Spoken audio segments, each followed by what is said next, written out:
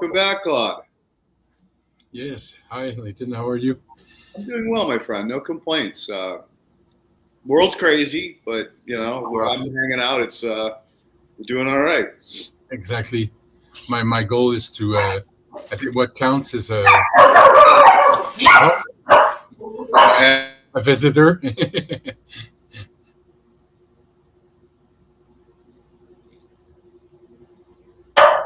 I don't know what happened, but my dog just started freaking out.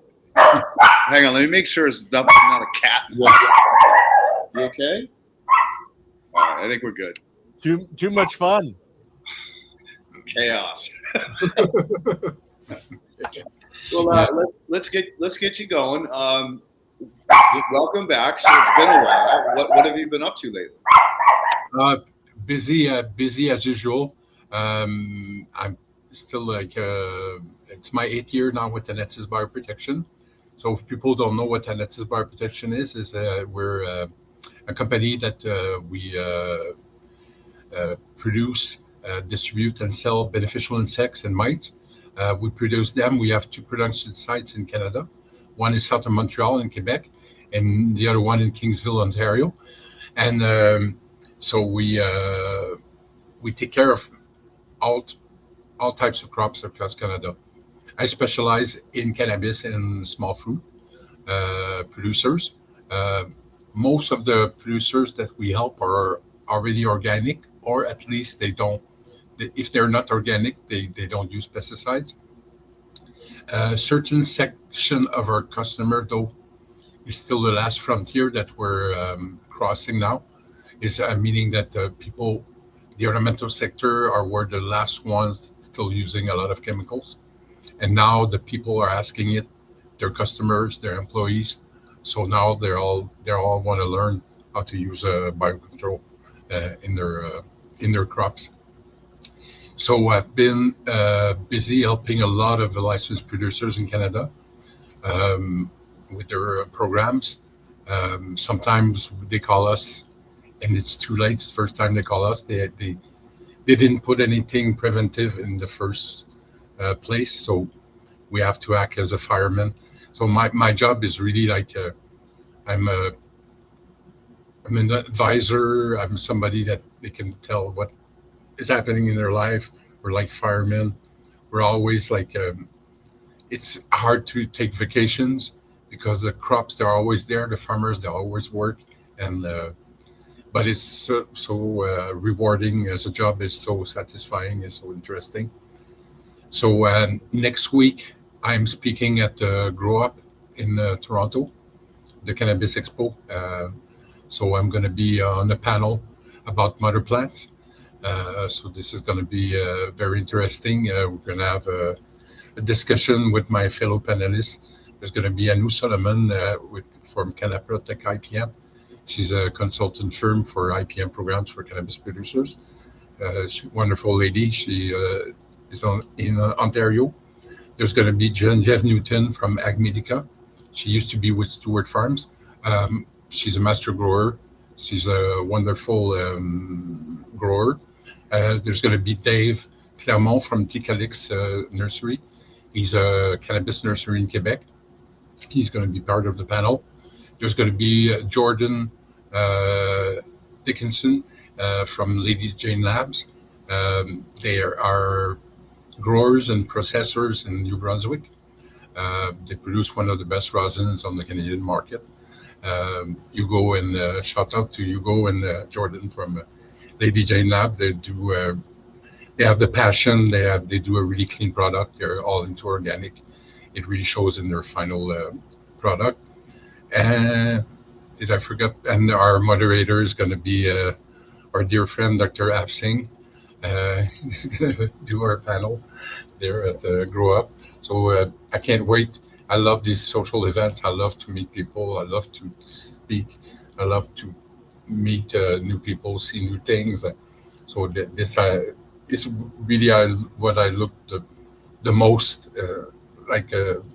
forward, like in my job. These kind of events, these social events, these expos, conferences, presentation. For that. So do getting a lot of work at the conferences? Like, Oh yes, because in fact, for the cannabis industry, it is essential for us to show up there. Because let's say I want to meet some tomato growers, so I could just go. Most of them, if they're the bigger ones like Savoura or Mastonazzi or Mucci, you need an appointment. You can't just show up to the farm or the greenhouse and knock on the door and say, "Hey, Mrs. Smith," or "Hey, Mr. Jordan, can I speak with you?" At the cannabis facilities, you need to know somebody inside, because if you don't, you show up, security will never you pass through the first gate, and you won't be even able to leave your business card, or can somebody call me back? No, sorry. It's like they're like fortresses, like they're like ivory towers, and for security reasons and other reasons, you cannot contact them. So you really need to make contacts at these expos. That's where you meet them. That's where you meet the growers, the master growers, or at least sometimes you're lucky. Sometimes it's a second level contact, meaning you'll meet the sales team that's there to just represent their brand, but sometimes they'll be kind enough to pass along your business card or tell you who to contact inside their company, to talk about IPM with them, and sometimes you reach out to the buyer or the master grower or to the director, or you never know which. Each company is different depending on the size. The smallest ones, the micro producers, sometimes it's a one-man show almost. They have extra hands when they harvest, but that's it. I know some of them that they work day and night to their project. They're really they're grinding it, like really doing a good job, but that's it. Depending on the size of, I serve company, I have thousands of employees, but certain are like just a little crew of about 10 people. So the networking is critical then. Yes, exactly. And I hope to get for the fourth time, or is this edition is the industry awards. Again, the annual industry awards, and I hope to get our fourth IPM Company of the Year award this year. So, All right. Good luck. See, it's a popular vote, and we didn't promote it on the social media, hey, vote for us. So it's just going to be organic if we win again. That's awesome. Congratulations. Well, I'll vote for you if I was up there, brother. Where are you at? You're in the States, eh? If I remember. Yeah, I'm out in California. Okay, yeah. So the opposite side of the world. It is.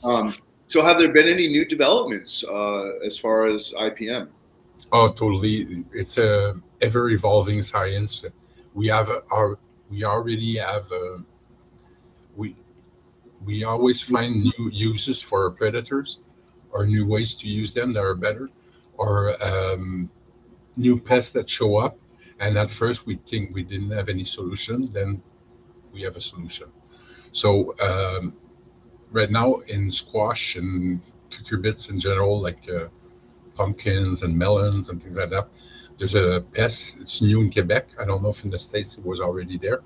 I'd have to check on that. But anyways, it's called the squash borer. And the squash borer, like its name implies, it's a borer. So the adult, the flying adult, like the butterfly, will show up on the squash and will lay its egg. And then the larvae will emerge from the eggs, and then will start to eat a bit. But then very rapidly, will go inside the stem, will bore inside the stem, and it will kill off the plant after a while. So now we have trichogramma wasps. Trichogramma wasps are tiny little parasitoid wasps, and these are either delivered we glue the pupae on a card. That's a stapled card that's covered, that we put in the field either on a small stake or with a hook, depending on the size of the plant we want to protect. And we use these trichogramma wasps for all sorts of crops and all sorts of uses. So we have 4 different species. So we'll do a mix or use the specific species for that specific pest. So for the squash borer or the corn borer that affects cannabis and corn, we use Trichogramma austrinier, which is the best one for this type of pest. So the pupae, like I said, they're glued on a card that's stapled and that you put in the field. The wasp will emerge from the pupae and they will disperse, and they go by the sense of smell. They smell the eggs of the caterpillars they need to parasitize. So once they find the eggs of the caterpillars, they will just feel them with their antennas, then find the good spots, then they start to lay eggs. So they lay their eggs inside the egg of the borer or other pests, and their larvae will eat up the egg of the caterpillar and develop in it, and then it forms a pupae. And in our re-rings, the girls at the re-ring, they harvest. We have different plates that are full of we use Ephesia eggs, which is a flower moth, and as the host. And then the Trichogramma go lay their eggs inside these pupae. And once they're ready, they turn gray-black. So we know they've been parasitized. So the girls harvest them. And then we have a special way to measure and count them. And then they will glue about more than 4,000 pupae on each card. Or now our new technology, we fill cellulose capsules with the Trichogramma pupae. And you can either, instead of using cards, you could use the capsule manually in your smart garden or small plot, small field. But for the bigger guys, we now have these capsules inside the drone, and the drone just go over the field and drops a capsule every 1,000 square feet in the field. So every week during the period of the pest. So we kill the problem in the egg. It's even better than using BTK, because it's too generalist. It kills all caterpillars, the BTK. But by using our specific Trichogramma, we go to the specific pest that we need to go. But saying that, it's not always true though, because we have species like Trichogramma brassicae that are very generalist, so they will target many species of Trichogramma. We're still working now, doing a lot of experiment, and it's not an easy insect to rear. We're working a lot on the damsel bug, Nabis americoferus. So it looks, Nabis looks like a miniature praying mantis. So it's one of the best predators against the Ligus bug, the tarnished plant bug. And also it targets flea beetle, cucumber beetle, the larvae of these pests. It also goes after aphids. So we rear them on Ephesia eggs or aphids. So they're really good. They're very good generalists, and they walk a lot. They can fly a bit, and they're really voracious. So it's a really new, very interesting new species in our catalog that we are offering now. Yes. So the parasitic wasp. What is the length of life cycle of it from pupae to predator? Is it months? No, it takes less than that. The Trichogramma life cycle, I would say, I like to give precise answers. I'll just give you exact figures. I'm just going to look through my file here.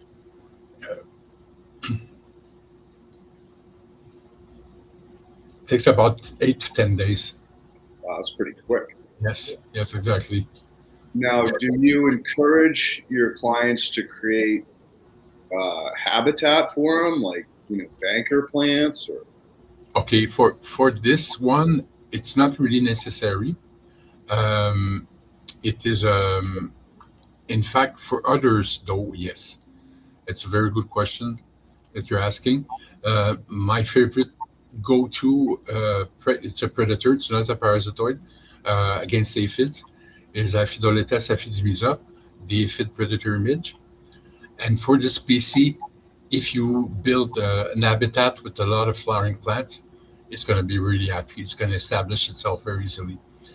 Because what happens is that let's say if somebody orders from us some Aphidoletes, we have two types of container. One is a small, like clamshell plastic tray with a kind of a vermiculite and other kind material substrate. And then inside there's pupae of Aphidoletes. And when they emerge, there'll be male and females. So we keep the container closed for the first day. We watch it. And once we call it the love box, because once they emerge, the male and female, they will mate. And then we crack it open, then they can fly out. The males will go and feed on pollen on different flowers and everything, nectar. And the female maybe a bit, but she'll go lay her eggs next to aphid colonies. And what we do usually is that they're already present in nature. They must be in California too. They're in Canada. So in fact, biocontrol, what I do in fact is always to rebalance monocultures, because even if they're organic, it's a monoculture. It's 2 acres of strawberry. It's not a row of strawberry, then a bit of that plant, and a bit of that plant. If it was just permaculture, I would just be doing research. I wouldn't have that much things to do to fix. So meaning, if there's a lot of biodiversity, different types of flowers and everything that you either planted or were already present next to your field, then it's a really good habitat for the aphid predator midge. What we'll do is that it's best always to be preventive. So you always introduce them before you see the pests. That's always the best way to go. It's always the cheapest too, because a lot of people, they call us when it's too late. It's like full-on aphid infestation, and they're expecting miracles from us because they're from the old school. They would spray some chemical pesticide and they would see immediate results. They would be clear for them that they all died. We're good. They all, like, the mites died or the aphids died. But did the pest build resistance? And you're spraying chemicals. So with biocontrol, you need to be preventive, but you can always you can have corrective action, and it's still okay in certain situations, but it's a battle. You don't know how much it's going to cost you. You don't know.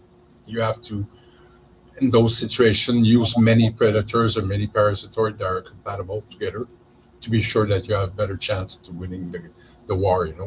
But with Aphidoletes aphidimisa, it's a good example that it can work either as a preventive, even a curative. But the curative had to introduce more individual. So there was this licensed producer.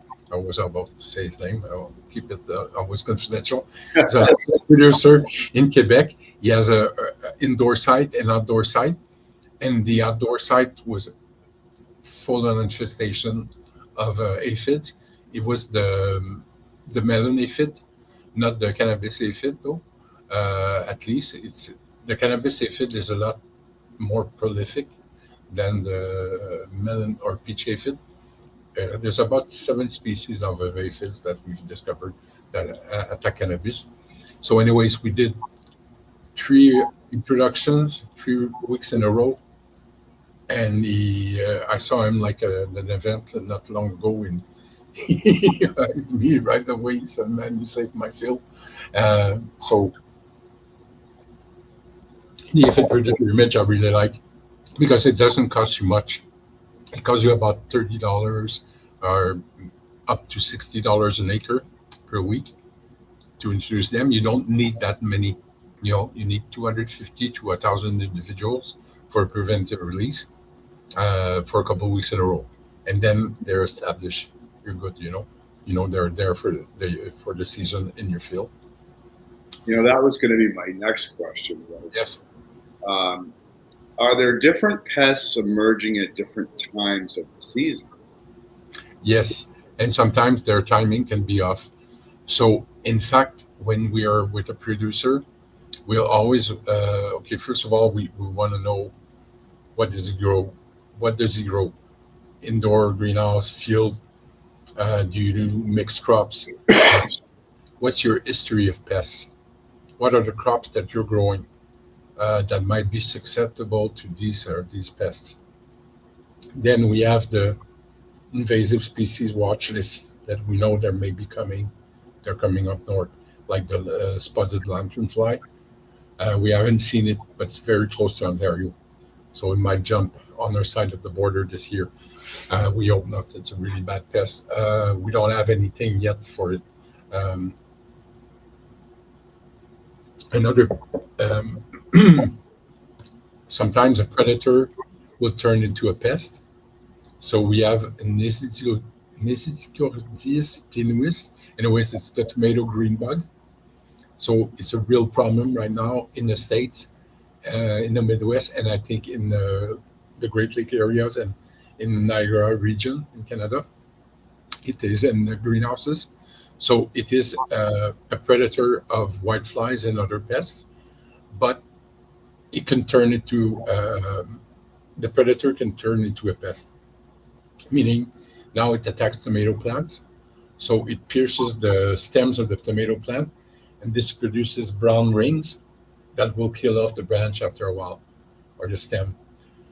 They also do big damages on the fruit.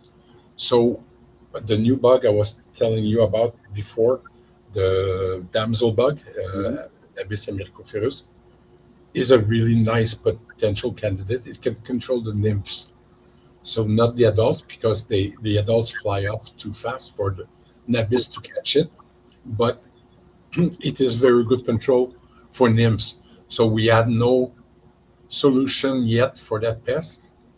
I mean, that predator turned into a pest, but it is a. I think I sidetracked from your question. If you No, want no, to, no.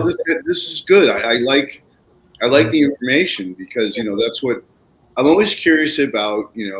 This balance between predator and prey, and if you have enough prey, then it won't turn into a predator. It won't turn into a pest. predator, you want to turn into a pest. Right, right. So then, in that situation, what else are you going to release into that greenhouse just to prevent that situation of switch hitter? So for like in greenhouse, I would we produce ourselves. We grow any wheat, any grain will do. I mean oats, wheat, but the best is barley. So we sow barley in small containers or in these hanging pots, and this barley we will inoculate grain aphids on it. So this is a product, in fact, just for our customer that don't grow any ornamental grasses or any grains or any chives. If you grow that, we don't use that system. So that banker plant system for aphids is that we inoculate it with grain aphids, and these grain aphids only attack grains, wheats and monocots. So they don't attack dicotyledons. So we, as soon as people receive our plant, it's either they will buy again a plant from us, or they use it as a starter kit. So what they do is that they take the pot we send them, they will transplant it, give it some fertilizer or some compost that will have some nitrogen in it, just to stimulate the aphids, because nitrogen is fuel for aphids. Mm-hmm. So the more nitrogen the plant has inside its tissue, the crazier the aphids go. It gives them strength to reproduce better and faster. So, but we want the grain aphids to populate well the banker plant. So the customer will transplant the plant, give it a bit of fertilizer, and take care of it. And then we release Aphidius colemani or Aphidius maticariae. And now we're working on another type of banker plant for the bigger Aphidius parasitoid, Aphidius cervi. So this will be with the English grain aphid, Now we're using the I forgot that. I just know the Latin name. Anyways, so we're using a small grain aphid for Aphidus colemani, which is Aphidus colemani is a small parasitoid, and then a medium-sized parasitoid is Aphidus matricariae. Aphidus matricariae is the best one for strawberry aphid and cannabis aphid, and then we're working now on a new project to offer also other banker plant with another type of grain aphid, which is the English grain aphid, which is a bigger aphid, which will be used for Aphidus cervi, which is a bigger parasitoid. So what happens with Aphidus parasitoids is that the size of the Aphidus matters to the size of the aphid. Meaning Aphidus colemani is really just for small to medium aphids or very early stages of the aphids. And Aphidus cervi is for bigger aphids like the foxglove aphid, potato aphid, these bigger aphids. Because if the Aphidus isn't big enough for the aphid that wants to parasitize, then the aphid just gives it it just kicks it. Like every time the Aphidus wants to, because the Aphidus just finds the aphid, looks at them with like sizes them up with its antenna, and then with its ovipositor, it's like a tube. They have the abdomen. They just poof, they puncture the aphid and they inject their egg inside the aphid, and then their egg will emerge inside the aphid, and their larvae will start to eat out the aphid from the inside out. And then what happens? The phenomena that happens is that the aphid that's been parasitized will start to swell and will turn like bronze, grayish, kind of silverish color. So we call it turns into a mummy, we call it. And when people order Aphidus from us, we send them a container of mummies, So in fact, it's like the movie Alien. All the mummies are dead aphids that have a parasite inside them that will emerge. So the Aphidus, they just eat their way out of the aphid mummy, and then they just like clean their wings, get ready for flight, and then they go and parasitize other aphids. So the banker plant system serves as a house and as a breeding colony for Aphidus. So the grower will order the banker plant, they will install it, they will transplant it, give it a bit of fertilizer, then introduce our Aphidus in it, because you have to buy the Aphidus apart. It's not a loaded gun thing. So we establish the Aphidus inside the banker plant. Then you see the signs 7 to 10 days later. Then you check your plants, your banker plants, and then you see, oh, you spot the parasitized one. Then you know your system is working. So it started. But so you're putting zombies in the banker plant. Exactly.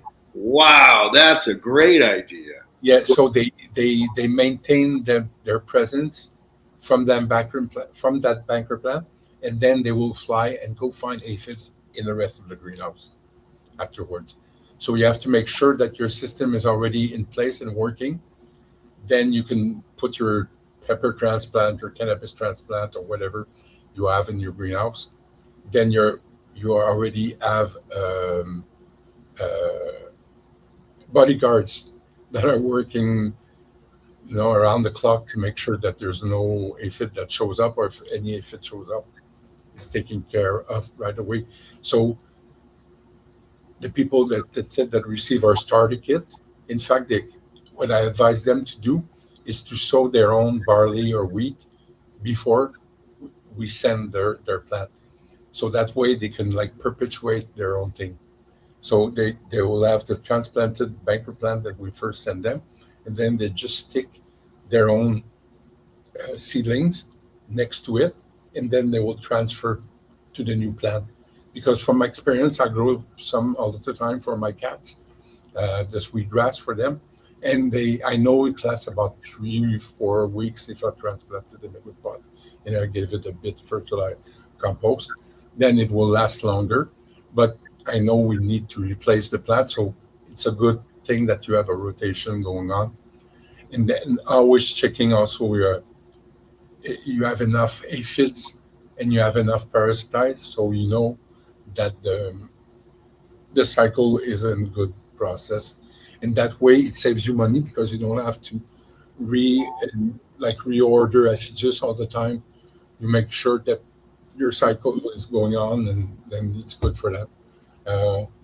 And that fact about, sending the right size Mhm. food sources is really also very interesting. Yeah, So because when you said it just kicks it out of the way, it's because it's too small exactly. for it to get its egg inside of it. Interesting. Exactly. We have on all our social media, we have this bug board kind. We have new videos almost every week about our parasitoids or our predators in action. Would it be an insect or a mite? Very interesting to see. So that's it. Aphigus is fascinating. There's also Encarsia that parasitize whiteflies. It's about the same principle. We send cards or bulk pupae that will emerge and go parasitize the whitefly eggs. The trichogramma, same thing too. Usually, if you have a good infestation, just the cycle, the natural, we will need to reintroduce often, like until we get control of the population. If we intervene too late or the infestation went out of control for whatever reason, it was so hot that the parasitoid died, but the aphis didn't, or something like that, then we'll need to reapply. But usually it works well, especially if we did it in prevention before the pest occurred. Then in the system, because it's you have to take care of your backer plants, just like your crop. You have to watch it, and it's not just going to take care of itself. So you have to make sure that you're looking for the good thing. It's not, once you know what you're doing and you have the eye for it, it's very simple. Takes a couple of minutes a day. Yeah. So we're working this year again. We're doing another experiment with the University of Sherbrooke and Ministry of Agriculture of Canada, and so to try to stop pesticides in green onions and the black earth in black soils in Quebec. So because there's a lot of trips issues, so this year we're doing rows of alyssum. These tiny little white flowers that are so rich in nectar and pollen all year round, and they're very easy to sow, and they grow very rapidly and everything. So we have rows of alyssum next to the rows of green onions, and then we introduce Aureus insidiosus, the minute parrot bug, in the alyssum next to the onion, and then we see the predation of the Aureus to the trips in the onions. It's one of the best predators for trips is Aureus insidiosus, the minute parrot bug. It's an amazing predator. It will kill about 40 to 50 trips a day. It eats 10 to 12, but it kills about 20 to 30 for sports every day, just for pleasure hunting them. Yes, and That's a good one. yeah, and they're generalists too. So my colleague Ivy took a little while ago. It's not often that we see it, and lucky enough to be able to film it. The Aureus was attacking spider mites, so it can also attack spider mites or eat small eggs or baby aphids, things like that. So generalists are great. Sometimes they have their preferences, like the Nabis americophilus, the damsel bug. She really likes big prey, so she likes aphids, she likes tarnished plant bug, the Ligus bug, but she would eat maybe spider mites, but it's not her favorite prey. So certain generalists, they really go for this type of prey, or there'll just be a predator that will balance the ecosystem, that will work in tandem with other predators or parasitoids to maintain the balance in the ecosystem. So you said something earlier about temperature, and I Yes. never thought about the fact that I just figured all these bugs, the predators and the prey, would be happy in the same environment. But you're saying that sometimes the predators can't take heat. So can you expand on that? Exactly. Relative humidity too is something. Let's say you're using predatory mites inside a greenhouse or indoor grow or a greenhouse. Um, if it's not relative humidity is not high enough, at least in the upper 60s and 70s, the predatory mites, most of the species, they won't be able to reproduce inside a greenhouse. But let's say, for example, spider mites, they love it when it's dry and hot. The drier, the hotter, the faster they reproduce. But most predatory mites, some are really resistant, like Neosilius californicus, Phytocilius persimilis. These are used in Canada. They're used in California. Phytocilius persimilis is from the Mediterranean area, but it's accepted in all countries now. Californicus, I think, its name implies, I think it was found in California. So these species can withstand the high 30s. Celsius. Please, sorry about my Fahrenheit. It's not that good. That's all right. You're good. Find the for our editors that are in the US, I would just do a small translation. I mean, conversion. It's 95 degrees Fahrenheit. So it's not about survival; it's about reproduction. So exactly, because without reproduction, you're going to lose species because they only last for what, 2 weeks before they have to. Yeah, I mean that's it. That's why you have to do frequent reintroduction or to use like slow release sachets for the predatory mites. Certain species, like now it is available now in the US. I don't know if it's available yet in California, but it's available in Washington State, Oregon, and other states. It's Anatis baccharum, the crazy mite. So this is one of the biggest predatory mite that we have. They found a way, Taro and the gang, the crazy mite team. So Taro Saito, amazing guy, a researcher from Vineland Research Station. He was walking in the park one day with his young son and is showing that's a bee, that's a plant. And his son told him, "What's that, Dad?" And then he saw it jump on the prey. He said, "Okay, you're coming back to the lab with me." So we captured it, and then they worked on it, studied it, and then our founder Sylvia and Applied Bionomics in BC and Vineland Research Station. Everybody was trying to find out a way to rear them commercially. In fact, to produce them commercially, and they won. They found a way to do it. So we distribute for them, but they're the main producers of it. And this is baccharum. Just to say that species is amazing. We know there's males in nature, and this species was already known. It was like rediscovered, I would say, by Taro. So Saito. So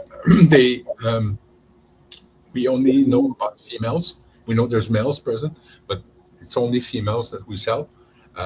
And they are bright orange. They're about 10 times the size, maybe I'm exaggerating a bit, of the other predatory mites. Other predatory mites, usually you need a magnifying lens to see them well. But this one you cannot miss. Like it's always it's like my flashing neon sign when I'm doing an event, an expo, and we have a booth. I have a big bag of anesthesia, and people are really attracted to it. What's that? What's that? Can we see? Or they're repulsed, like, no, keep it away from me. They move like crazy because they're called crazy mite. So their other name is the whirligig mite because of the whirligig toy. The kind of the movement they're doing. They're always running in zigzag pattern until they bump into a prey. If they can catch it, then they grab it and then they eat it. Sometimes they will just bite it like a spider, and the prey will die later on. But they can go after leaf hoppers. They can go after aphids. They can go after thrips, spider mites. They can go after white fly dolls. Anything that flies, if they can jump on it and catch it, they will do it, like shore flies or things like that. So they're really amazing. Their only weakness, in fact, is that they are, which is one of their strengths. Meaning, if we release it in a real artificial setting, meaning it's a greenhouse with concrete floors, polymer tables with rock cubes, and there's no prey, it'll just wander off. If it's that case that happens, then we do a Neosilius cucumeris, which is a predator mite, cucumeris against trips. So we'll do a combo of Anatis and cucumeris. So meaning we release cucumeris in bulk at the same time as Anatis. So Anatis can feed a bit on cucumeris and be happy and stay in the canopy. If not, it just wanders around. And we had complaints they were showing up in the offices, the head office. And the ladies, they're everywhere. Crazy. Crazy might work. You created an infestation. All right. So back it up. You say that only the males are in nature. Well, how the hell are you breeding? No. I mean, sorry. I think I didn't say it well. Meaning we know that males exist, but we never saw them. Nobody. Oh, okay. So we only have females that reproduce by a parthenogenesis. So they lay eggs. So they'll lay little clumps of orange eggs, about 30 to 40. In their lifetime, they lay about 100 to 150 eggs in the soil. Well, how do they get fertile? They're self-fertilizing? Exactly. Because it's just like, in fact, the parthenogenesis is just like the like aphids. Like, for example, aphids is really weird. They're all like they reproduce. So aphids, in fact, they start from overwintered eggs that turn black, and then in the spring, from these eggs, the aphid will emerge. Then the aphids that emerge from these eggs are all just females, and they're pregnant of a baby that's pregnant of a baby that's pregnant of a baby. Wow. And they always reproduce. So most species, they reproduce, like they will produce 4 to 8 nymphs a day. And these nymphs, it will take them a couple of days to be sexually mature and to start producing their own babies. No wonder they're so prolific. When they get going, they just go. Exactly. So only females during the nice season. And then if a shock happens, meaning they get sprayed by soap or oil or any other pesticide, natural or not, or the population is getting important, or there's any kind of stress to them, or it's like sometimes it's a natural clot that just pops up. So they'll produce winged individuals. So the winged individuals will start to fly off, and they'll just escape or find other plants to found new colonies. And these winged individuals are female laying eggs. So in the fall, when the hours are changing, the photoperiod, whatever, or other signals, depending on where you are, then the fall happens, then adult males happen. So then the males will produce for the females. So the females will be able to lay eggs to overwinter. So so they emerge to get the next colony set up for spring. Exactly. So the eggs is the perfect survival unit of nature. Yep. You know, it would withstand freezing temperature and anything, meat, and long time just waiting for the right conditions for emergence to happen again and restart the cycle. So that's what most species of aphid, it happens that way. So for the cannabis aphid, which was introduced, I would say early 2000s in America. I think it happened in Oregon. I don't know if it's a folklore or whatever. There was this big event, and there was Oregon had legalized whatever in some ways, and there was this guy that had all these elite cultivars, and he gifted them to everyone that attended the place, and they were all infested with the bang aphid, the cannabis aphid. So that way, it got spread out across America. And usually that's the way people, I always hear the story when I have a new customer. Hey, please help me have aphids. And then I know right away, usually one of the keys to biocontrol is to identify your pest. Identification is key because if you know the pest, then you know how it behaves. You know the temperature it's affected by, what's it affected by, so you know how to work against it. So the cannabis aphid, usually, like I said earlier too, there's seven species of aphid that affect cannabis that we know about. Dandelion aphid, the foxglove aphid, the melon, the peach aphid, the cannabis aphid. Anyways, there's seven species, but certain will have different behaviors. So melon and peach aphid, which are the most common, and they're polyphagous, meaning they attack many types of plants in nature. They found, and some aphids they're specific. Like the hops aphid will only attack hops, and the cannabis aphid will only attack cannabis. And even if hops and cannabis are member of the Cannabiceae family, and you could graft a cannabis plant on hops and hops on cannabis, but they will survive. The graft will hold, but it won't transfer the properties, of hops into cannabis. So you won't create a new species, but just meaning that they have the same family. But a cannabis aphid will never attack hops, and an hops aphid will never attack cannabis. But a peach or melon aphid will attack both plants, So, and usually these aphids, they prefer to hang out under the leaves. But the cannabis aphid, it really loves to hang out on the stems. So you will find them under leaves, but especially on the stems. So now we have this expression, okay, you have sesame stems. So it is the cannabis aphid you're facing, So we call them sesame stems, like the stem was coated with sesame seeds. Gotcha. So when we see that, it's like, oh my God, that's a bad situation. So I have a spider plant that got overrun by, I think it was those, because it looked like sesame seeds on the stems. Was that the it was just the architecture of the plant, because you see, like you mentioned, it was a spider plant, so it's very narrow, long leaf blades. Yep. So, but it attacked the stem. Like it went all the way down the stem, and it was just tons of these little things. Okay, it might have been then the root aphid. Okay. Aphid. But the root aphid is like a cousin of the aphids. They're almost similar. The root aphids, they're especially in the root zone, but they will go up. I have the customer that were even in our flowers, and usually we don't see root aphid there. So like the rice root aphid, it attacks lettuce, ornamental grasses, and cannabis.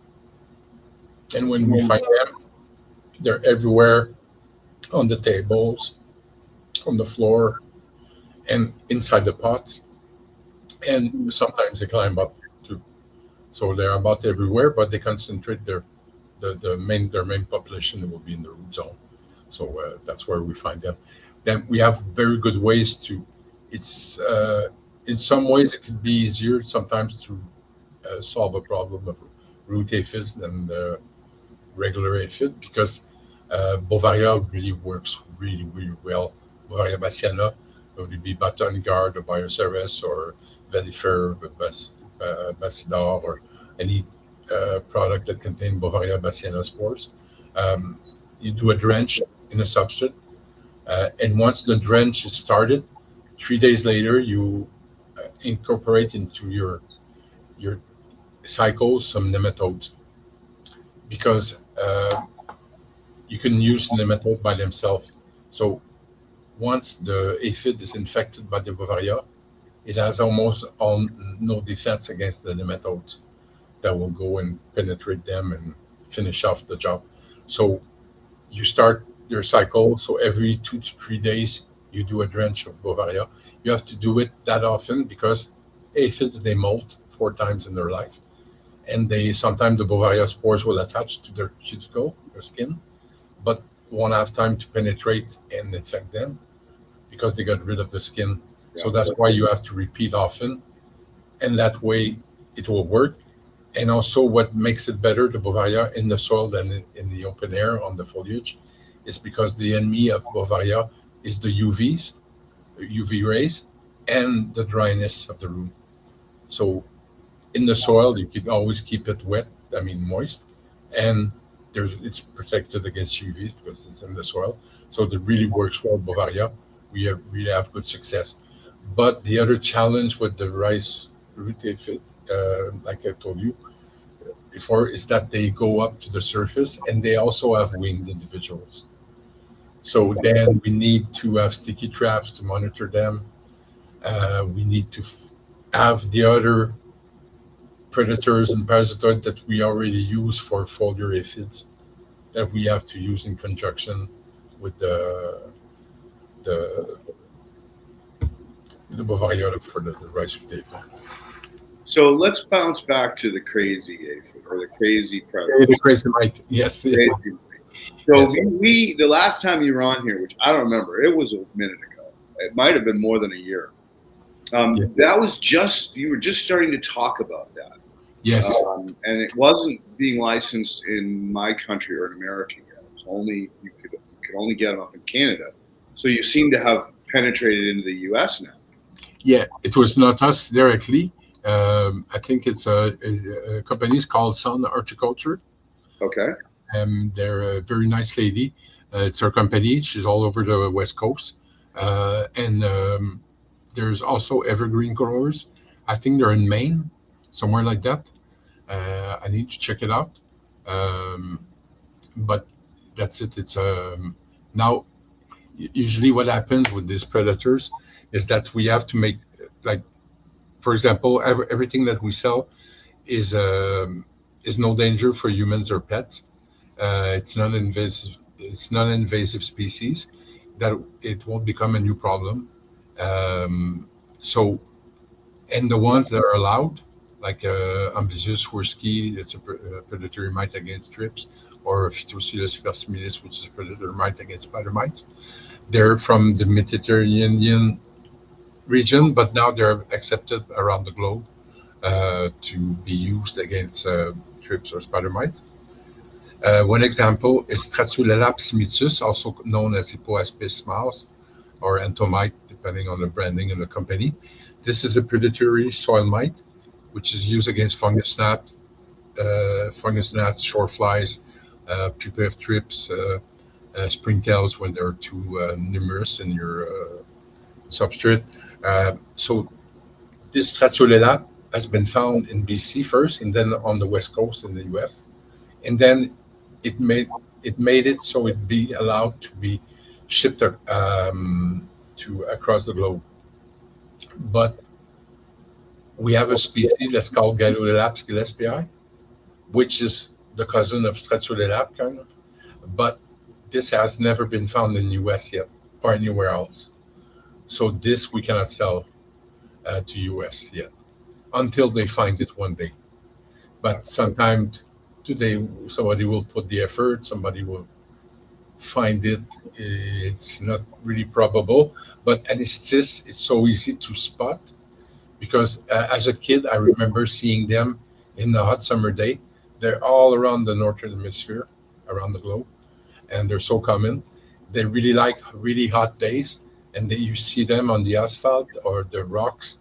And I remember there are other kids that would try to stop, hey, don't kill it. So they would like just squish it with their finger and just produce, it leaves a little drop, like a tiny drop of blood, kind of that thing. So so they would just squish it. And so they're everywhere, you know. In the summer, we see them very easily. You don't need any magnifying lens to see them. They need, again, to convert my Fahrenheit to my Celsius. They work from 5 degrees Celsius. 5 degrees Celsius is in Fahrenheit. It's very cold. From 5 degrees Celsius, from 41 degrees Fahrenheit to about 113 Fahrenheit. Wow. Because you see them running on really hot asphalt on pavement in the summer. The only thing that stops them is water. They can drown easily. Let's say people have ebb and flow tables that fill up the. I don't see them that often anymore, but most people do drip irrigation inside those tables now. But still, some people use them, the flooding tables, and they will get killed if the flood happened while they were walking towards another plant, because they couldn't walk on structures on the roof of greenhouse. Everywhere they go, everywhere.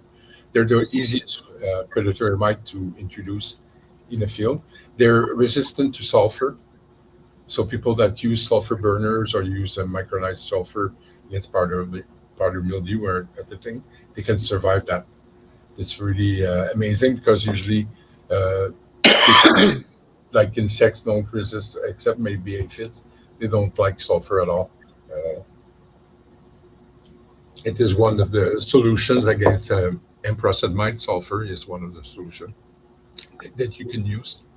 But they use those against the russet mite. Yes, because the russet mite was another one. It was like it's a really bad pest. It's really hard to get rid of. It's so tiny. It looks like a tiny little worm, but it is a mite. It's an Aphiridae, I think, if I pronounce it well. Anyways, the family. So the tomato russet mite, the Empressed mite, they're about the same. They're so tiny, they're the size of a trichome.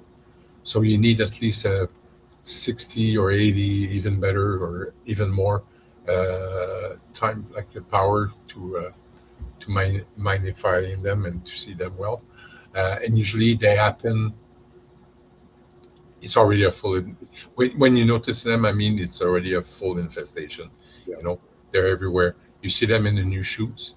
There'll be distorted heads and everything. You see them in the bottom of the plants too. And if they're infecting your cannabis flowers, you'll see them climbing up the flower, meaning the flower will turn brown as they go. As they eat their way up.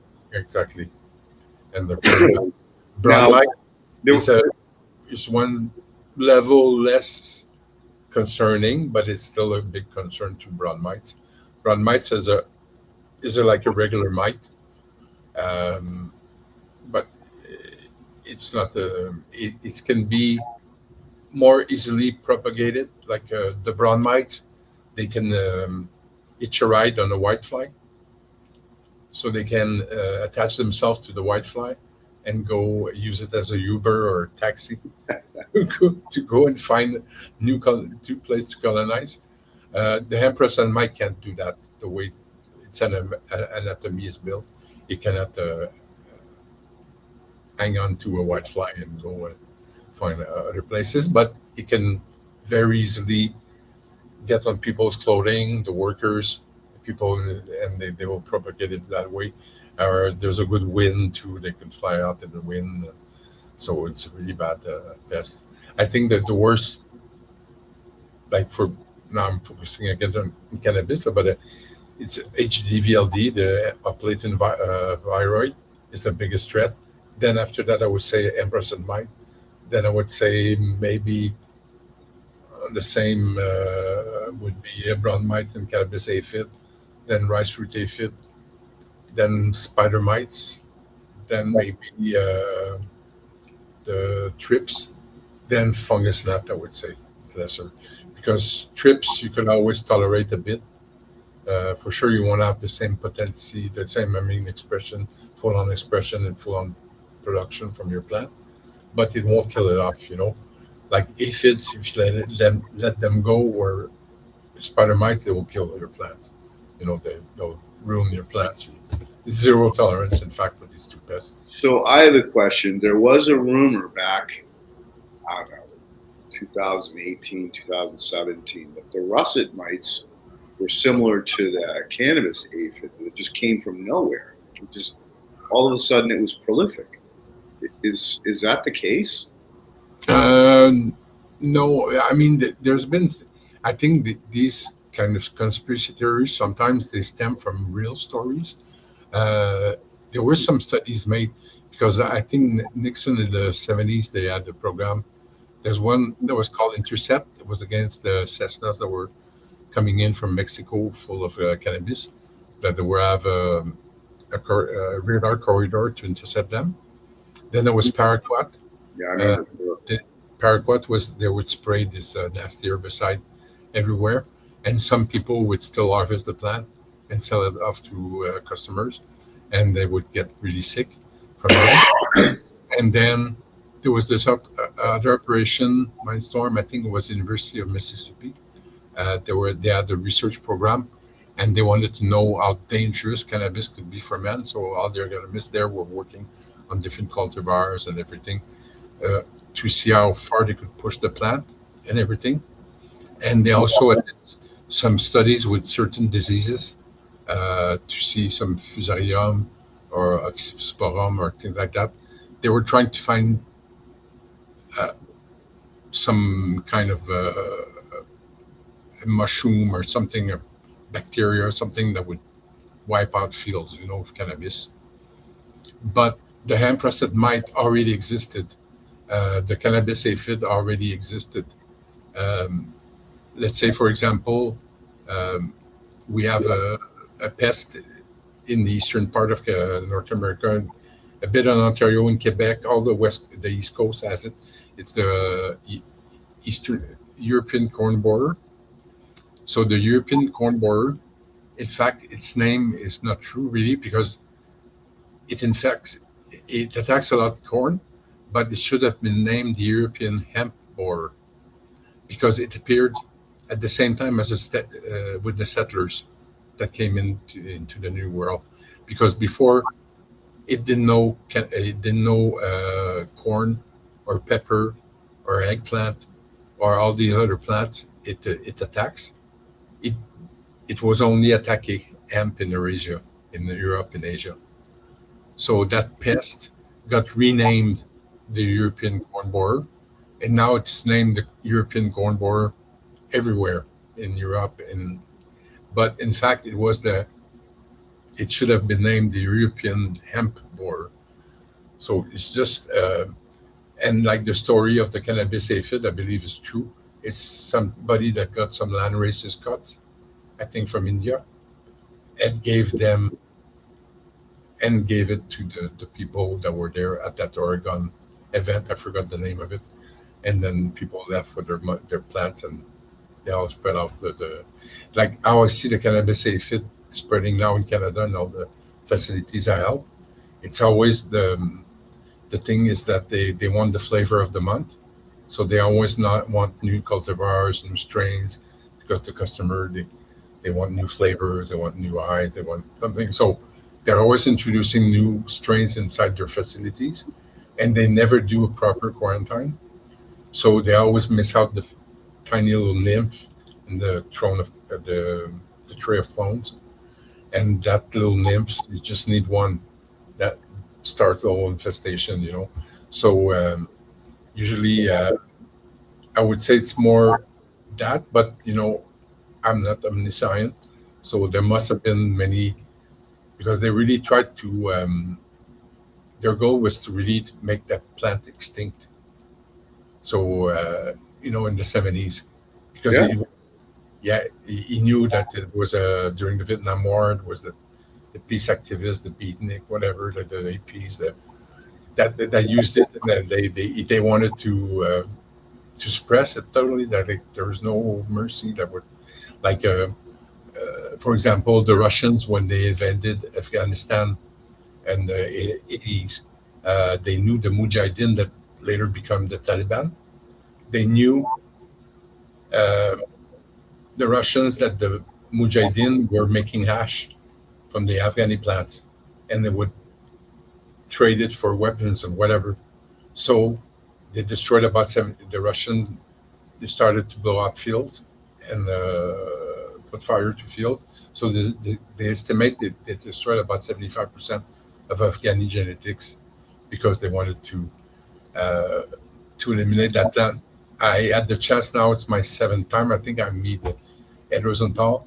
I started growing cannabis in 1985, And back in the days, my 41st year anniversary, and back in the days, there was no internet, there was no hardware store, there was no way to know any information. The only way was the Ed Rosenthal book, the Jorge Cervantes book, and there was iTime magazine. So iTime magazine, we had to scramble around town trying to find a shop that would have it, and we could buy it and then have some information about that plant.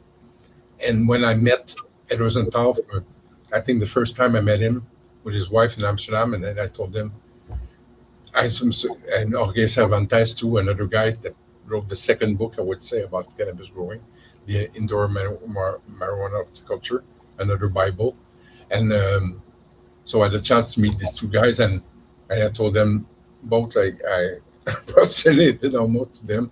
I said, you guys, with the book and all the information you gave to all these people, you save so many genetics.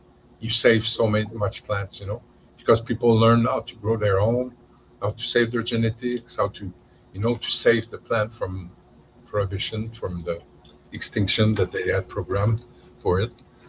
Now, I think they will never be able to bring into extinction, but anyways, I cannot predict the future. But well, it's a clear sign legalization. It's like, okay, we lost the battle. Go ahead, you guys can go smoke your weed. I mean, it's still. I serve in many countries. It's really, really bad. I remember the first time I went to Thailand, it was death penalty. If you were caught almost like with it, it wasn't as bad as Singapore, but it was almost like a really, really bad prison term you had to do. But now it's just like tourist attraction, in a way. But now they want to revert it back to just medical, so it's not a free for all, but it's still so available now. I wish, I think I have to go back someday, it's a wonderful country, but now with on top some cannabis would be even better. You mean you're talking about Thailand? Yeah, exactly. Yes. Yeah, first time I got Thai stick was out in California in 82 or 83. Okay. Oh my God, that was an amazing plant. Oh yes, amazing. And all you needed is one or two hits, and you were stoned for hours. I know. You don't get that anymore. Even if for sure the longer you smoke everything, the more you smoke, you have a higher tolerance. But still, there's a lot of a strain that disappeared through time because for example, all the skunk, the one that produced thiols and sulfur compounds, we don't see them anymore. Everybody's looking for them. Kevin Jodry found it. Yes, exactly. So there was Sam the Skunk Man. There was that Mark Richardson, the Bubble Man, knows about. So everybody has his own kind of person that saved it. Personally, the last cultivar I had that was close to it was a Super Skunk from CNCC. But even I met the Drunker boys, the sons of Ben Drunkers, the guy that recuperated the seed bank from Neville. Okay. While he went into exile and founded CNCC with it.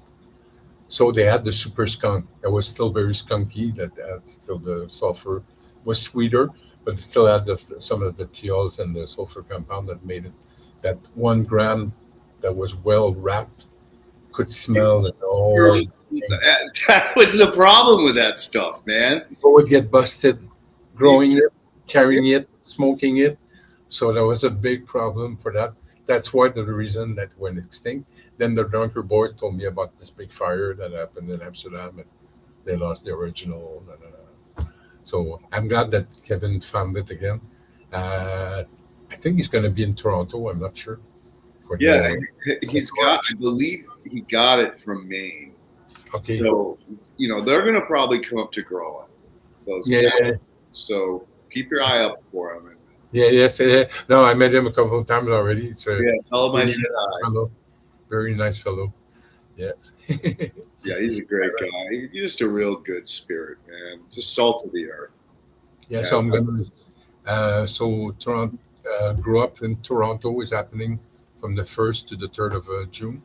Okay. So speaking on the 2nd, we have a panel about mother plants. So they use that. It's a pond like a kind of a.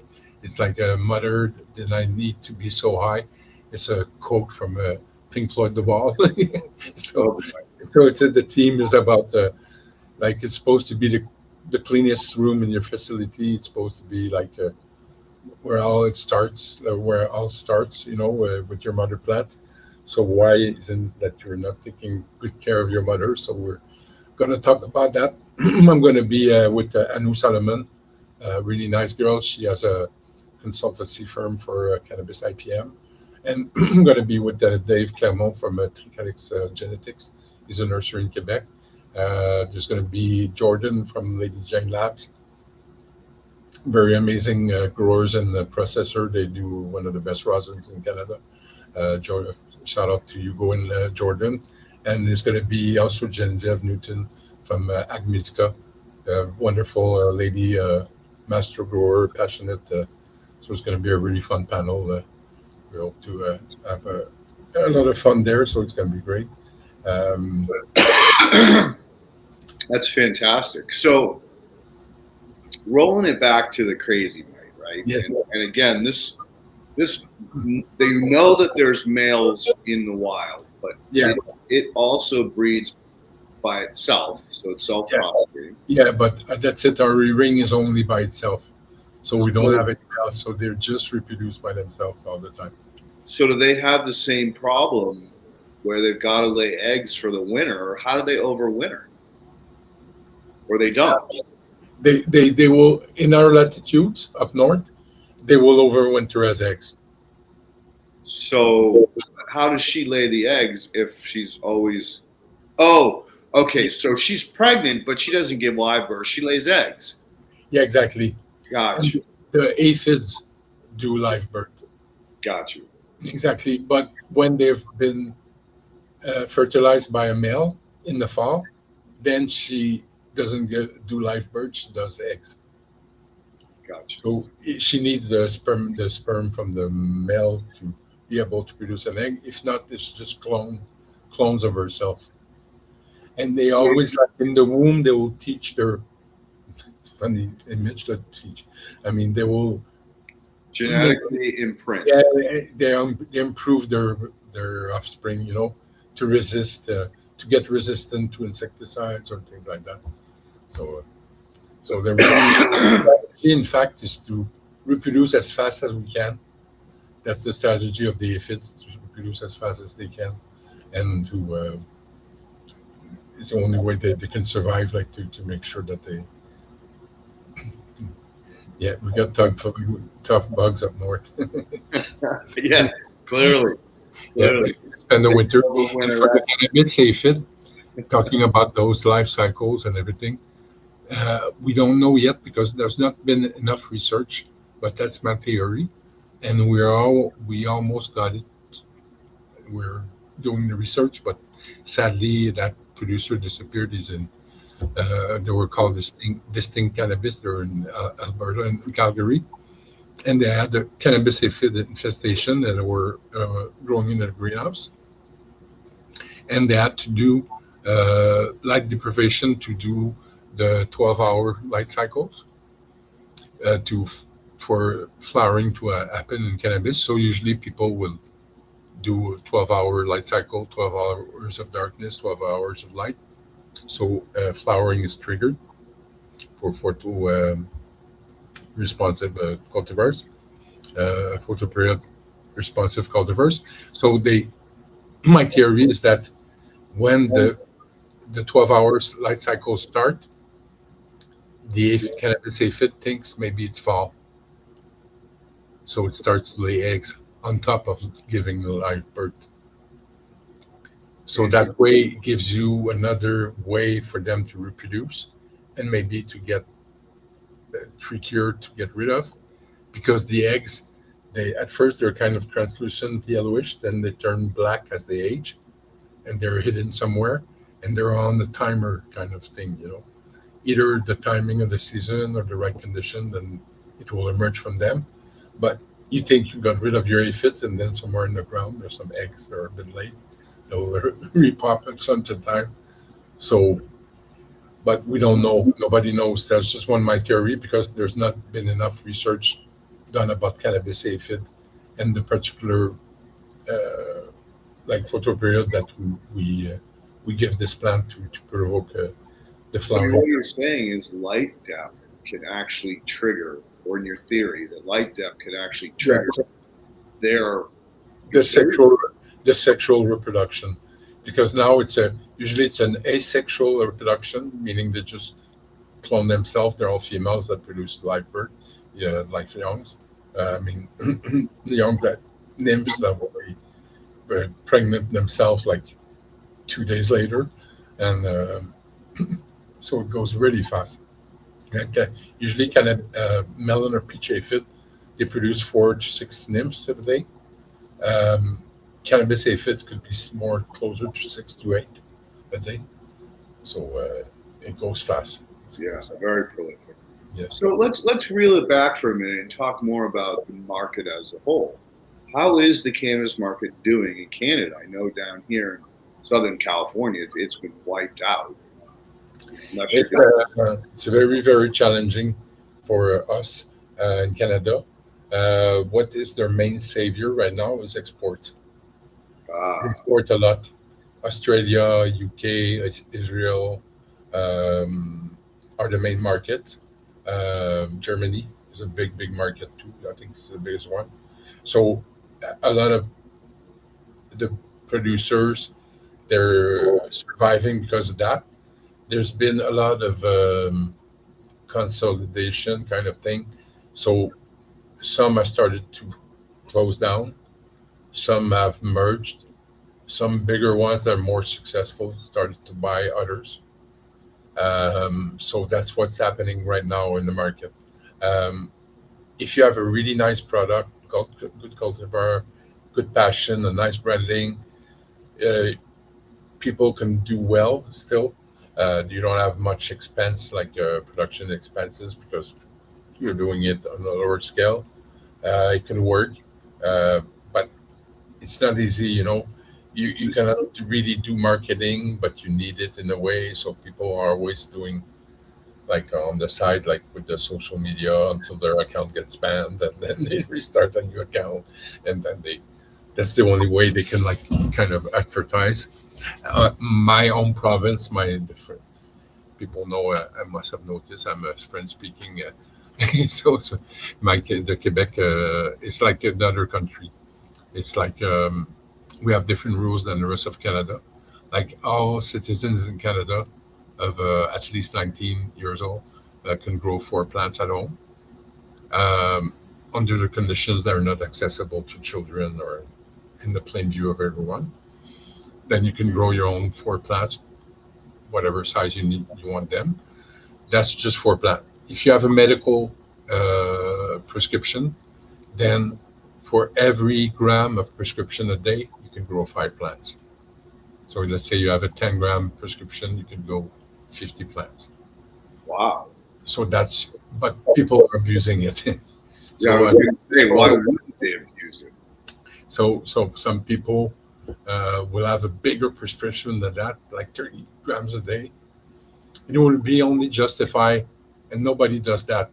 It started in California, but juicing live flowers, like just doing like wheatgrass juice, with cannabis, it would be the only justification. Or if you're doing your own extracts or rosin that you extract from your plant, to have, because certain people have a 200 plant permit, it's their prescription for themselves only, Wow, that's crazy. Or something people have somebody, a designated grower, that grow it for them.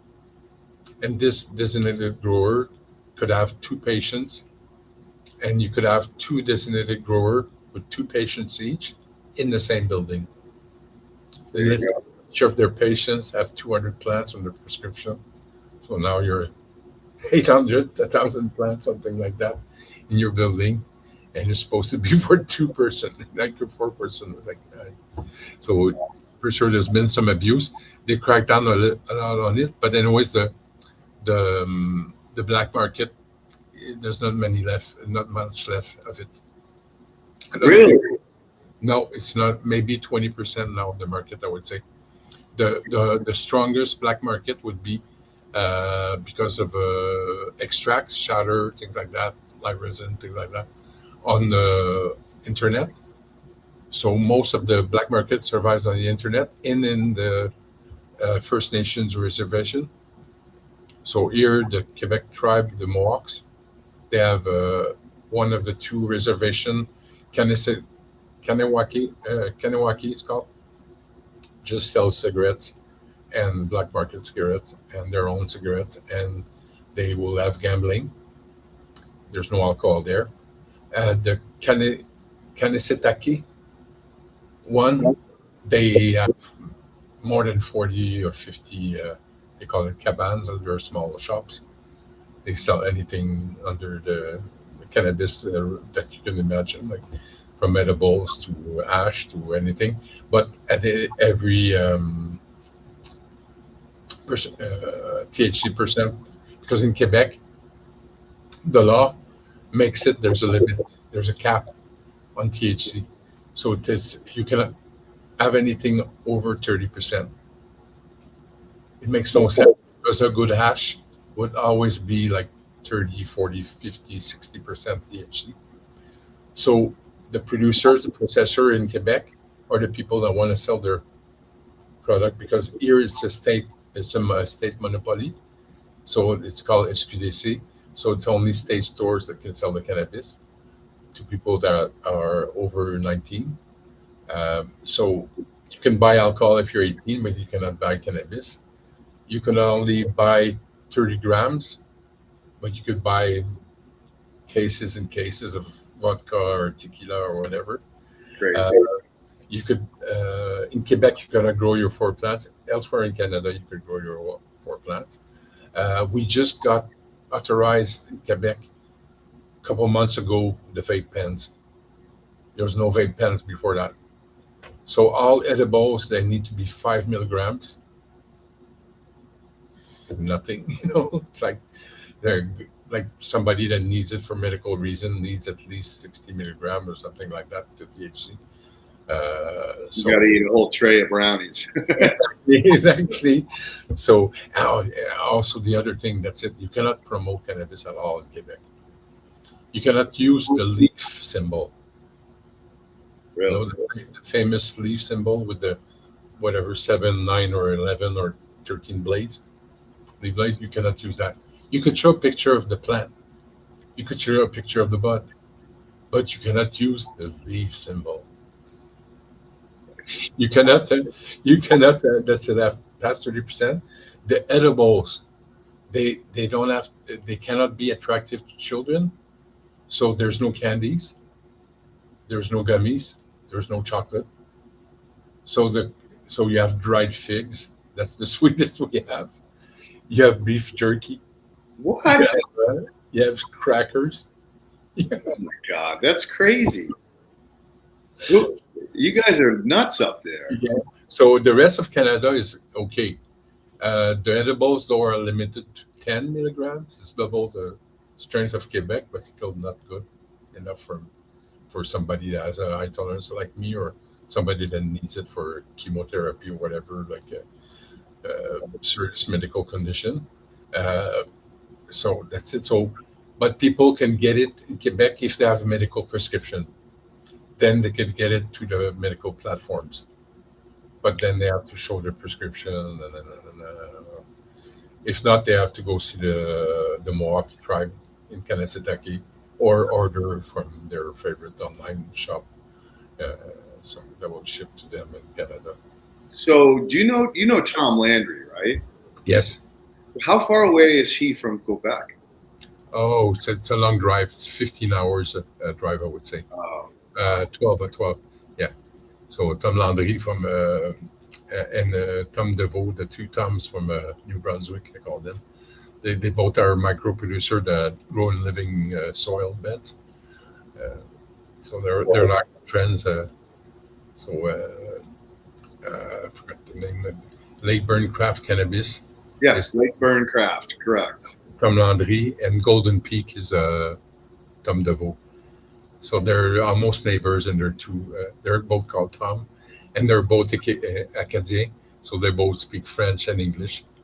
Nowadays, I think they mostly converse in English, but they all know they have a different accent than me in French. It's an even stronger accent than me in French, no?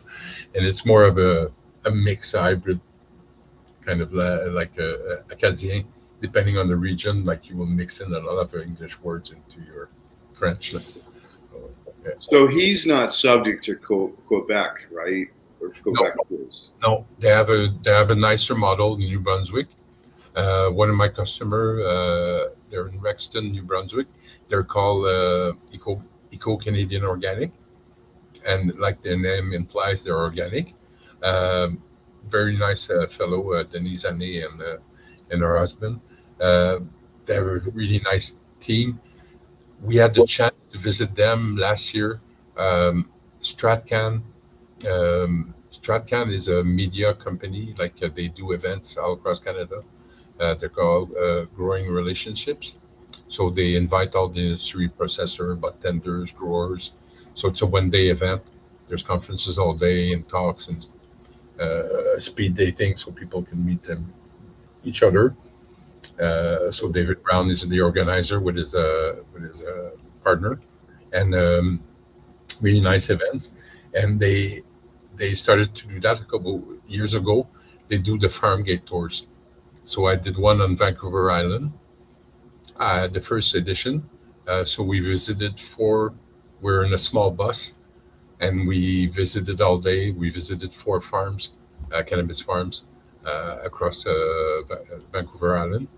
It was amazing. So we visited the Dabble Cannabis, which is a family business.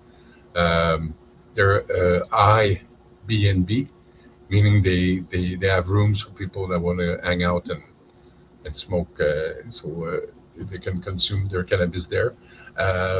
We visited another one that was just a produced grower that wanted another product in his basket. And we had 2 other farms, cannabis farms that we visited that day. But the NIS in New Brunswick, really nice model, the farm gate store. So their customers are able to come and buy their own product at the farm directly. And they can sell other producers' product too. Gotcha. But they need to all go to the tax stamp and whatever that process. But once it's in their store, they can sell like from their farm, their neighbors. I mean, there are other sites that are not too far from them, their place, and they have an area outdoors where you can consume your cannabis there. And when we went there, in New Brunswick, that was a 3rd edition of the Farm Gate Tour. It was almost like an infomercial. We got off the bus, and there was this beautiful lady. She was playing covers and their own songs with a guitar outdoors. It was beautiful outside. There was a banquet waiting for us. She did lobster and their nice salad and all these. Everybody had 2 lobsters to eat each if we wanted to, and we had the nice salad and desserts and the live music, and we can consume, and then we visited their production site, and then was also the store where if people wanted to buy anything, then we went on our day. After that, we visited other sites. It was a really, really fun trip. The Av was on board, Dr. Av Singh, and that's David Brown, the organizer. It was a fun trip. So BC, New Brunswick in the Maritime provinces, and Alberta, I think now. Oh yeah, now it started in Ontario too. I spoke with this gentleman from Kingston Cannabis, and they're in Kingston, Ontario, and they have a farm gate store too. So yes, it's that kind of sounds like my kind of B&B. Yeah. Yeah, Blunts and bong hits. So Dabble Cannabis is really nice stories. The daughter, she came out of the closet at the same time as her father, and they decided to reinvest about cannabis, and they decided to invest some family funds into double cannabis farms, and they're on Vancouver Island. And the mother, she wasn't too sure at the beginning. She was in dental for 30 years, and then, okay, I'll jump on board. So it's a real family business, and I think what I remember it was one of the cleanest greenhouses I visited in my life. She was in dental care or whatever, so everything was so, and it's all organic too. They prefer growing organic, and they do their own extract to the strawberry jam extract. So yeah, it's a really nice model. The family kind of farm gate store thing. I think. So it sounds like Quebec is the strictest Yes, of all the territories. exactly. It's a Catholic, right wing, xenophobic, because we're not really racist, but we're xenophobic. It's less true now with the newer generation, but people were not too immigration. They were scared of it and things like that. And we always been isolated in a way because of our language, the French language. We're speaking French, and we're 8 million in an ocean of 400 million speaking English-speaking people. Yeah, it sounds like it's the opposite of like the West Coast. Yeah, and but we're very liberal in other things, and we were really known, like as known as the BC bud, the Quebec bud is really known too, and we used to ship. The growers in Quebec used to ship tons to the U.S. and to the Maritimes. So it's just because of the party in power, la CAQ. So Coalition Avenir Québec is the political party in power right now. And if the polls are right, they're going to be kicked out so bad this fall. They're the worst for the environment, and they're the worst for the cannabis. And now they're the worst for immigration too. So they're going to be out of the. They're even predicting they won't even get a seat left in the next election. So I'm just so happy because the guy that voted for all these crazy cannabis laws in Quebec, he's called Lionel Carman. He's a doctor, he's a pediatrist. I'm sure he's a good pediatrist, but it was almost like propaganda on the TV news. He was showing these brain scans of children that ate cannabis. Yeah. So yes, it's legal. So we keep it away from children. You could show them the same scan as they got into the liquor cabinet. With their parents, they did brain damage because they drank too much alcohol, or So the argument he was giving was not anyways, and they changed the laws.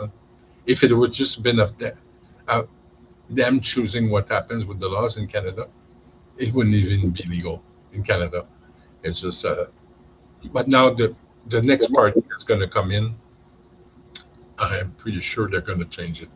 I mean, they're going to at least put it on par with the rest of Canada, So there's also rumors like Ottawa wants to secede from Canada. Is there any truth to that? Alberta, there's about Alberta, yeah. Yeah, it's like Quebec. It's like 30% of the population wants to separate, maybe, and it mainly comes because of they couldn't really export their oil, their oil like they wanted to, because there always been this BC was always opposed, or Quebec was always opposed, so it was always blocking their pipeline. So they have some pipeline that go to the States, and they want to reopen another one. But now the new Prime Minister Carney, it could be cool in some ways, but in others is really, he just like put a bulldozer in all the environmental laws that we have, under the sake of we have to fight the tariff wars that the U.S. is giving us. We have to diversify our markets. We have to expand as energy producers. We have to reinvest because Donald Trump told us that we will be in trouble if we don't get more of our GDP a percentage in buying weapons. So now we got slapped again on the fingers, and that we did. Now we're buying in weapons value is 2% of our GDP, and they want us to bring it to 5%. It's just like this weapons race. Like, I can't believe it's what's going on, and now they justify themselves now, and they it's such bullshit. It's crazy. Well, it's the Sad. military-industrial complex. Just keep Yeah. the perpetual wars going and going and going. Exactly. I think that I'm praying that when Donald Trump moves on, that somebody like him follows suit to try to end these wars, stop all this nonsense, because it's not helping anything. And you talked about environmental disasters. Fucking war zone is the worst. Oh yes. Everything they Anyway, we probably shouldn't drift into that stuff. No, at all. No, that's it. We drifted from a pest then to cannabis regulation. Right. All right. So usually around this time, I've opened it up for questions, and you got a few, but they usually lead to more conversation. So Yes. why don't we bring Ken on and get these questions fired? Perfect. I'm gonna. What do you do? I'm just take 30 seconds for more. Yeah. Go ahead. Take your time. More hydration. Why don't I answer Mike Klitz's question? Okay. Azomite is a powder, right? It has a lot of aluminum in it, which I don't like. It does have some mineral value, but only about 30% of it has what I would consider some value. I would definitely not use it as a clay layer. It's not going to react the way clay does. It's not going to hold on to nutrients that are mobile in the soil. I would say that if I was to choose any kind of mineral dust, rock dust to add to any of my horizons, I would say basalt or granite rock dust. They're going to have a lot more valuable, rare or not rare, but trace minerals, as well as some more value as far as macros, nutrients and minerals are concerned. So that's my answer to you, Mike, is that no, I would not leave the clay out and add as into, I'm assuming your areas. And if you're playing with rock dust, get a greater variety. It's like with the biology, the more you have and the different strains you have, the better off you're always going to be. Absolutely. Great advice, Ken. So this is from the very beginning of the show. You were talking about the wasp, and the gentleman was asking, is the big wasps? No, they're parasitoid wasps, so they're really, really tiny. They're really they're smaller than aphids a bit. So it gives you an idea of the size. And they have no stinger. They just have an ovipositor tube that they will insert inside the aphid to lay their eggs, so they don't sting. They don't have Is the tube on the front or the back? the back. Okay. Yeah.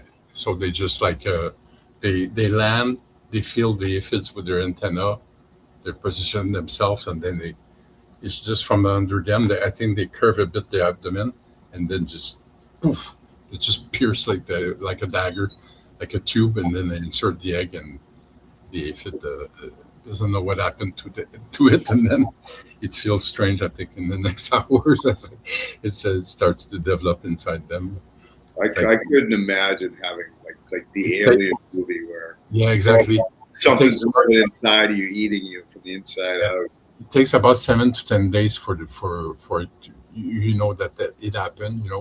The full-on parasitis, so they all turn into mummies, so they all puff up like in kind of a grayish, kind of bronze, kind of silverish color. Doesn't sound like a fun way to die. No. And they will eat their way out.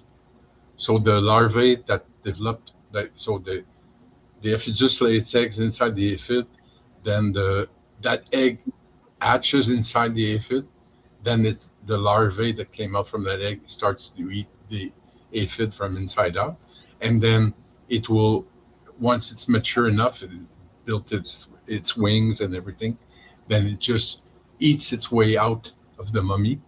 So they produce a really nice round hole, which they come out from. And then she just emerges, and then she just prepares her wings, dries them up, and then she flies off to find new aphids to parasitize. So, and these parasitoids will be victim of hyperparasites. So, what? yeah. So when you install the banker plant system that I was talking about, Yep. after a while, after a couple of months, you have to check your mummies to see if the emergent holes, are very round and nice, clean. If they're all like botched, like they came out like they didn't. I mean, how could I say They didn't that? eat a good circle. They just worked. Then Then- explosion. Then you know it's a hyperparasite took over, and now you have to renew your population of fish just because the parasitoids have been parasitized, so they won't be efficient. So the banker plant system works for a while, but if your greenhouse has openings from the outdoor world, some hyperparasite could show up. So indoor buildings totally contained. Usually that doesn't happen, that issue, but for many greenhouse growers that have to vent once in a while, then there's outside bugs that will come in and take care of it. So the other parasite went in there and ate what was left of the beneficial parasite. Exactly. So it went inside that parasitized aphid to parasitize the parasitoid. And it eats it and blasts out. Wow, that's crazy. Yeah, exactly. So you have to. That's why you always to monitor your banker plant and check it, and to see if everything is going well with the system that you put in place. Claude, do you need a microscope to be able to monitor that as well, or can you do it with a decent Organize a good size magnet, like at least a 30 power, like a 30 times, like a regular magnifying lens. You will see enough of the holes in the. What about a jeweler's loupe? Is that enough, or does it have to be a microscope? Sorry, our jeweler. Oh yeah, jewelers is good. It's just enough. Yeah, it's just enough to see it. For sure, it's always better like to have the big. Like the little tiny, a lot of people now have this little digital thing where they just put it with that kind of screen, like you can really see. To see empress and mite and brown mites, you really need a 80 like magnification, because it won't be good enough like just 30. But to see mummies, how they hatched, how if the parasitoid came out of the mummy, this you can check easily. Okay. So let's go to our next question from Shooting the Soil. What are your thoughts on isopod overpopulation?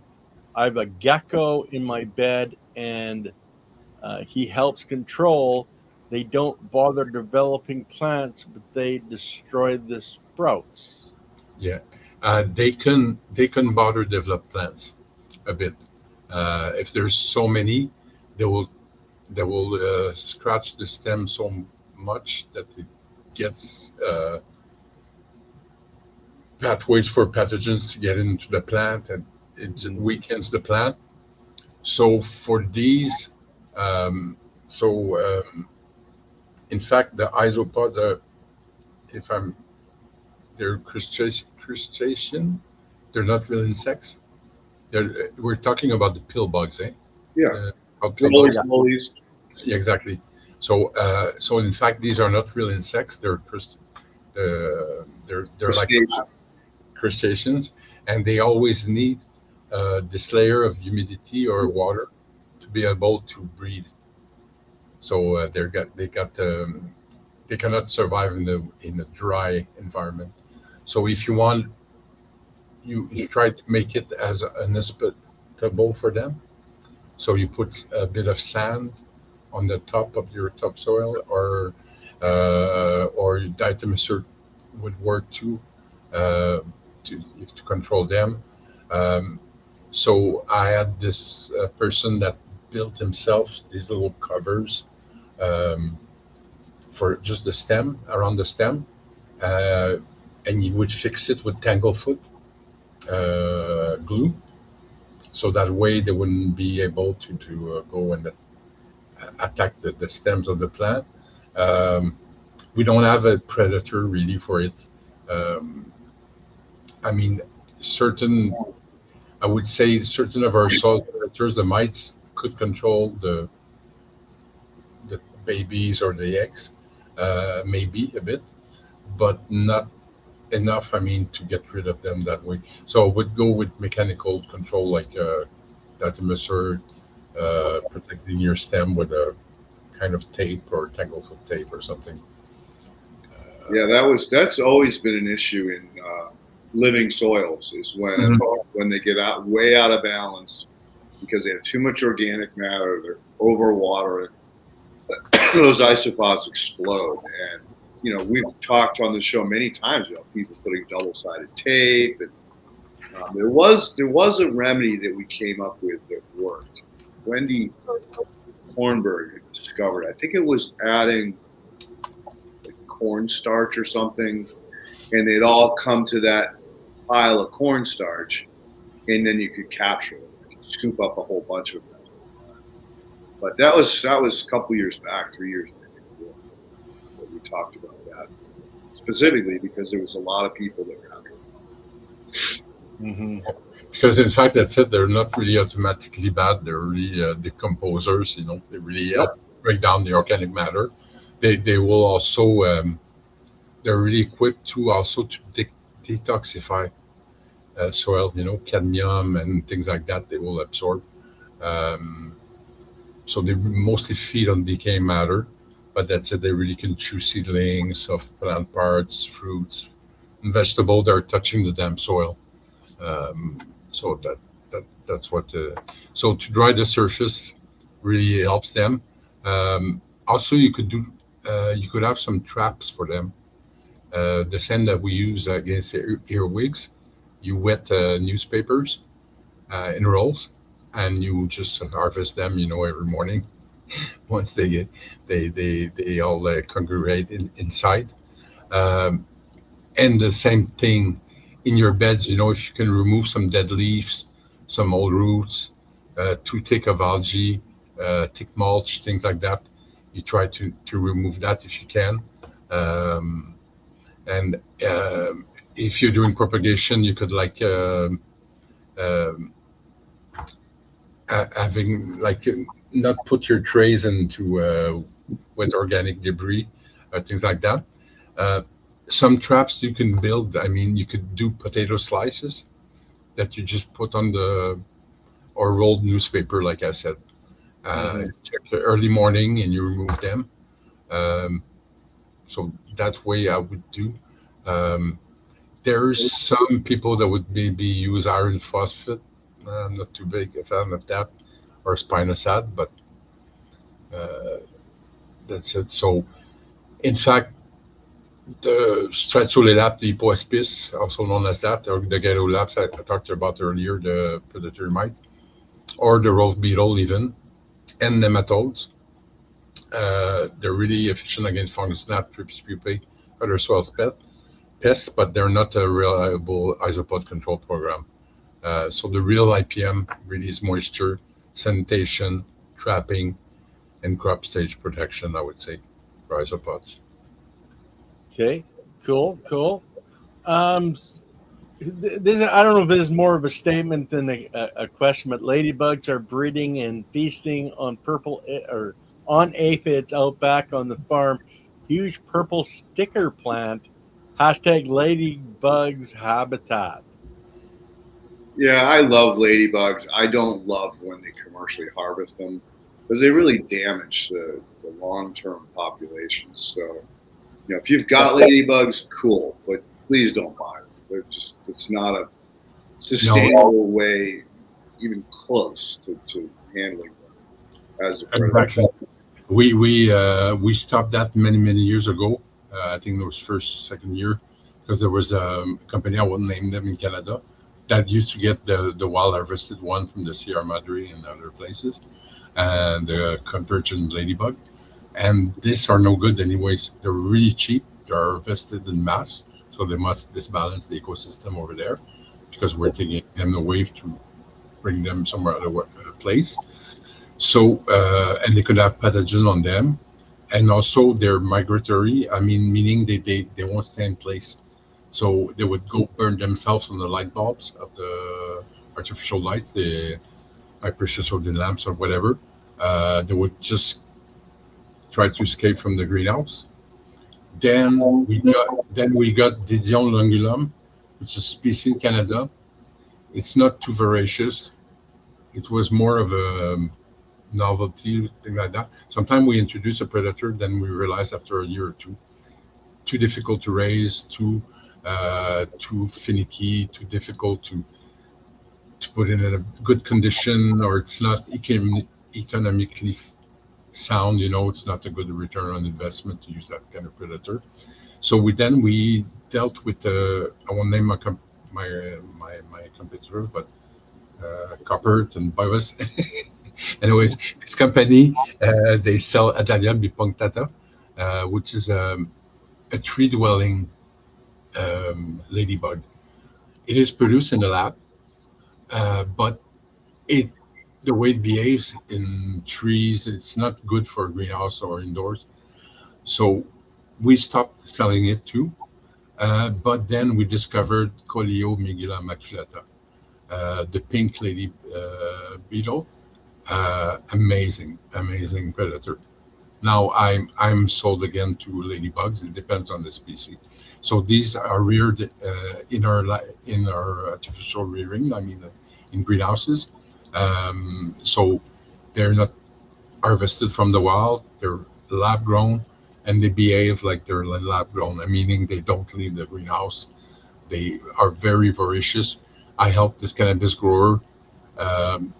The guy was almost to the point, do I scrap my room or do I continue? And I said, give them a chance. So we just there was 150 plants that were infested, a big infestation of cannabis aphid. There was everywhere on every stem, and 250 individual. And 2.5 weeks later, we had trouble finding the aphids. Wow. They were under the leaves. We just found the ones under the leaf that cleaned up all the stems, because like I told before, the cannabis aphid prefers to hang around on stems than under the leaves, but you find them everywhere on the plant. But they have certain patterns of behavior. But it really did a really good job. We had tested them in tent in BC, but that was not a real situation. A tent, they're contained in a small tent with just 1-2 plants. We had to test it on a larger scale, and it really proved itself. It's brand new. It's been less than a year now we have it. This Coleomygila maculata, I would recommend it. I think it's available in the US to a company we work with sometime, BioB, they're called. So they have it in the US, the Coleomygila maculata, and in Canada. So it's not that expensive. Sometimes some lab grown lady beetle, because it's hard to rear them. They're cannibalistic. They will eat their own eggs, things like that. So they're hard to rear and to produce in good quantities. But Coleomygila maculata is a fair price for the job it's doing. Okay. Was there another one, Ken? Yeah, it's more directed to you, Leighton. What is green sand used for? Green sand is really interesting. It's kind of a geological process where algae is actually being encapsulated in crystals. It morphs into a mineral, so it has some like NPK value to it. Unfortunately, like a lot of the green sand mines, like especially like the most famous one in New Jersey, is closed just because they ran out of it. It's kind of a geological phenomenon. if you can find it, it's probably coming from somewhere else on the planet, which means that there's a heavy price tag for shipping, or an expense, I should say, carbon expense. I love diversity, but I'd be careful on the green sands. That, I've even heard of people dyeing it and cheating and saying that it was green sands when it was really just dyes that they put in there. And so I don't know, just know your source. Know your source. All right. Yeah. That's my advice to you. Well, listen, Claude, I really appreciate you coming on today and sharing the bug world with us. Great update on the crazy jumping. The crazy mite. Yeah, crazy mite. That sounds so cool. I mean, it's so versatile that it solves a lot of different problems, and so that's great news that you can get it down here in the States now. Yes, exactly. And I've been using it with this farmer. There are two really. They're from the younger generation. Two really nice women. They have it's called Ferme des Sommes, and they have organic vegetables, and they grow spinach and lettuce, and they had a lot of issues with aphids on their lettuce. And the aphids I was talking about is not a good candidate to get rid of aphids on lettuce, because the mummies I was telling you about, they stick to the leaves, so their lettuce wouldn't be improper to consume. I mean, the people wouldn't want to eat the mummies, So, and they're almost, it's hard to clean, you cannot get rid of them, they stick to the leaves. So Anatis is a great predator of aphids for them. But it brought up a new issue, is that people, they would stay hidden in the lettuce head, the heart of the lettuce, and then they would sell them, and then people would be at home doing a salad, and they start to eat their salad, and then they see them running in the plate. So she solved the issue with one of the weakness of Anatis, the crazy mite, is that now she has a station to wash her lettuce with the bubblers, and she just immerses them for a bit longer, so they drown easily. So that way she does not bring Anatis on the plate of her customers. I could see, in a restaurant, somebody going, "There's something running across my lettuce." Because the Cumaris is too small and translucent, but Anatis is 10 times the size, it's bright orange, red, and it runs like crazy. So for sure you can't miss it, It's Well, as always, Ken, thank you so much for all the work you do behind the scenes to make this happen every week. And I don't know if there's some information you want to put out about the rest of the week of the channel. Well, we do have a special tomorrow with Mr. Leighton Morrison. You had an epiphany here a couple of days ago that you wanted to share with us. So that's on a special tomorrow on Conversations in Ken's Cafe, starting an hour later than this show starts. So you guys are going to want to check that out. And Soul. I think that's going to be an amazing conversation tomorrow with Leighton. Of course, Wednesday with Andy Lopez. The ladies' chiropractic is sexy on Thursday. So, guys, there's always something happening. Somebody was mentioning they didn't get their update for this show today. Please check your settings. Make sure that you're still subscribed, that they haven't canceled your bell notifications. YouTube does a lot of fun stuff, let's say, especially when we started talking on politics, stuff like that. I know the AI is going to be freaking out today, Exactly. but I don't care. Yeah, so I heard that about people on channel, especially leftist liberals or something like that. They have the algorithm has started to be AI trained kind of thing. So they also they do resumes of the let's say our show today. You could have that little Google Gemini thing, you just click on it and what did they talk about? So I hate that because then people that just lazy, don't have to watch the show, just check what they talked about. Anyways, technology can be good, but sometimes it can be bad too. It's going to be a crazy 3.5, 4 years. The next, Oh. it's just going to be absolutely crazy. I'll leave it at that so that we don't get flagged. But I got my pups ready to go on my walk. So again, thanks, Claude, for sharing. It's a pleasure. Data over the last couple of years. Say hi to Ed for me when you're up there. Yeah, that's nice. Grow up. So everybody that wants to meet me in person that grew up Toronto from the 1st to the 3rd of June, I'll be doing a talk panel on the 2nd. Fantastic. Looking forward to it. Okay, guys. Okay. Have a great day. We'll see you tomorrow. Okay. Yes. See you tomorrow.